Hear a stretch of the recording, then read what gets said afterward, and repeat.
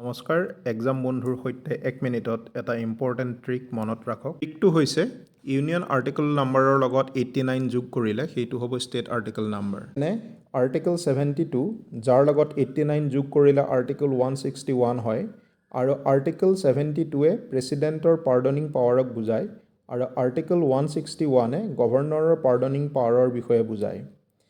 এনেদৰে ইয়াত দেখুওৱাৰ দৰে বাকীকেইটা আৰ্টিকলকো আপোনালোকে মনত ৰাখিব। আকৌ এবাৰ ট্ৰিকটো হ'ল ইউনিয়ন আৰ্টিকলৰ লগত 89 যোগ কৰিলে ষ্টেট আৰ্টিকলটোক বুজায়।